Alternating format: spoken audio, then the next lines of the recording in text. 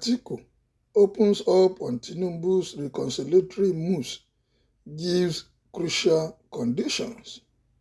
Alhaji Atiku Abubakar, the 2023 presidential candidate of the People's Democratic Party (PDP), has rubbished the reconciliation call by the president-elect Asiwaju Bola Ahmed Tinubu. According to Daily Post, Atiku said Tinubu should arrest and prosecute the former Lagos State National Union of Road Transport Workers (LURTW) chairman Muslim Akinsanya, also known as MC Oluomo, for threatening Igbos during the governorship elections.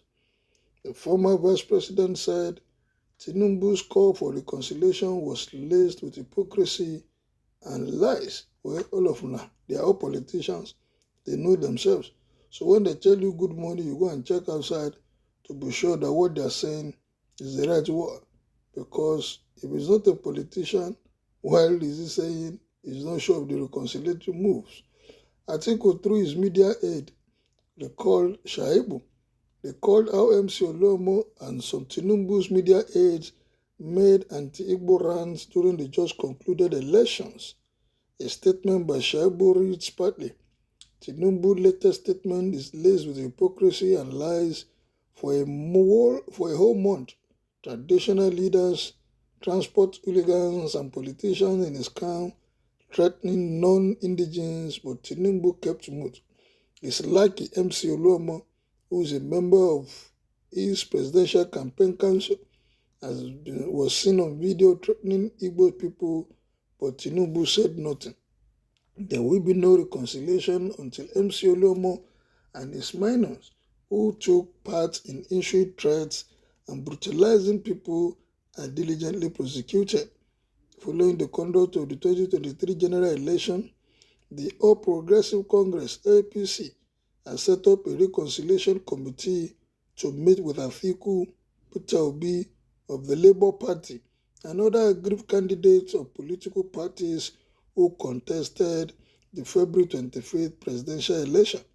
The move is aimed at resolving their displeasure and ensuring all parties involved work together with the president-elect Bola Ahmed Tinubu for the growth of Nigeria. Well, working together will be a good idea, but I'm sure they all have their different agenda, and they should not bring confusion to this nation. They all have different agenda as presidential candidate. They should not combine things. Whatever they want to do should be for the good of this nation. If they want to come together, let them do for the interest of this nation. If they don't want to come together, let everybody carry its cross.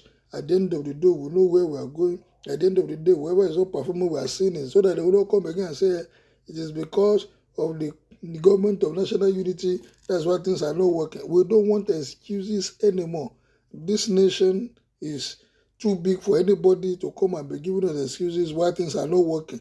We don't want any excuse from anybody, whether the governors, whether the Mr. President, the National Assembly, the Status of Assembly. Everybody should hit the ground running and do whatever is needed. You have been elected. The moment everybody get to the side of authority, nobody will entertain. Honestly, this 4 years will be tough for the state governors, will be tough for National Assembly members, will be tough for state assembly members. Why? Because majority are not conscious. They know why these people are elected. And if they are not seeing the dividend of democracy, honestly, they will hear a lot from people now. They will see a lot of people coming to them and asking questions, unlike before when everybody was docile. I think this is one of the things I personally will give to Obi, the awakening, the consciousness, everybody now being aware that, look, this country can get it better if we have the right people, if we have the right people in position of authority, if we have the people in government doing what is right. You are there as a chairman of a local government, chair well and make sure that you deliver to your people. You are there as a governor, govern well, so that a lot of people that got re-elected was as a result of their performance. Not even the party. People who didn't look at party that are states where the presidential candidate won, and people thought that would change the tide because the party in the state level was in opposition. But no, the presidential election went another way, but the governorship election went to the man that was on the seat. It shows that people want dividends of democracy. deliver it. The money is there. Harness it the best you can. Use it judiciously so that people will not be complaining. We don't want any excuse. Anybody that is not prepared to govern in this next 4 years, you just forget about. I am sure people now are now aware. Your 4 years will just be forward. This era of years, I've done 4 years, I want to come back.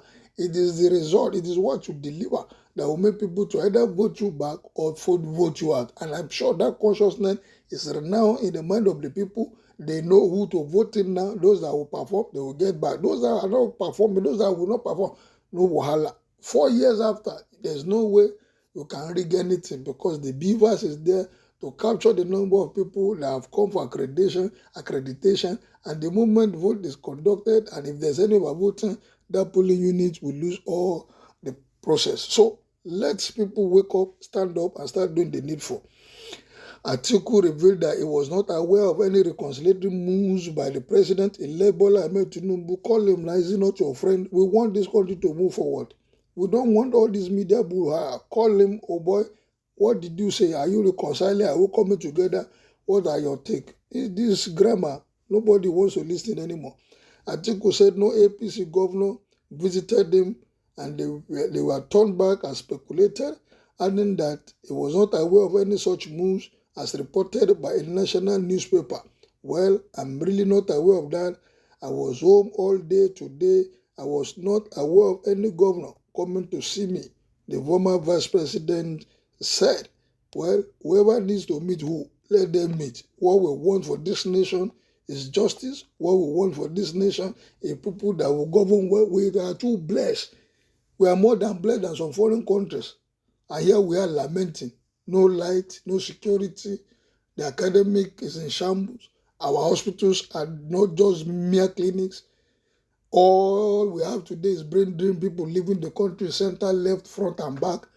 Look at what happened in the banking sector. I am sure most of the IT guys that left this country was what contributed to the crisis we had when majority started using the app, when majority started going online to do their banking activities. Everything collapsed. How are we going to continue like this as a nation?